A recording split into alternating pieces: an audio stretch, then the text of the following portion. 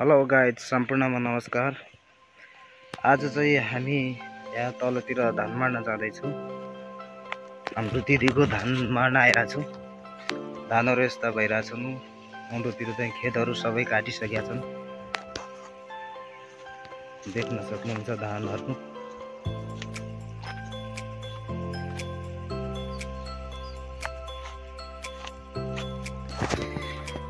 म चाहिँ धान मार्न जाँदैछु। दिदीको धान हुन् र दिदी चाहिँ अगाडि गइसक्नु भएको छ।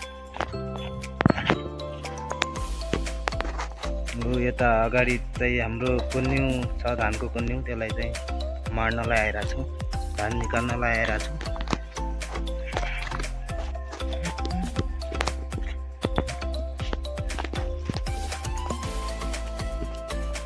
यता चाहिँ हाम्रो तयारी हुँदैछ, पालहरू बिसाउन लाग्छन्, धान मार्नलाई पुरा तयारी हुँदैछ। के मस्तको मौसम भइरहेछ, आज घाम पनि लागेको छैन। यहाँ चाहिँ पालहरू बिसाइँदैछ। उहाँ चाहिँ धानको मालिक हुनु, यता हेरौँ न, उहाँ चाहिँ धान मार्नलाई आइरहेछ। यता चाहिँ धानको कुन्यु निकाल्दैछन् आमा। यता चाहिँ भाइहरू दुईवटा भाइ, दिदी यता सुताइरहेछ। यो चाहिँ हाम्रो धानको कुन्यु पुरा भिजिरहेछ, पानी परेर यस्तो भइरहेछ।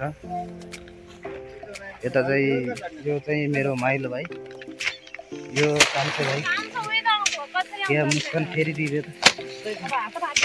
यता चाहिँ हाम्रो दिदी अनि यता चाहिँ आमा है। हाम्रो चाहिँ यहाँ धान जुताइ भइरहेछ। कुन्यु चाहिँ यति छ, अब मौसम पनि त्यस्तै पानी पर्ला जस्तै भइरहेछ। त्यही भएर छिटो सकाउनु पर्ने हुन्छ।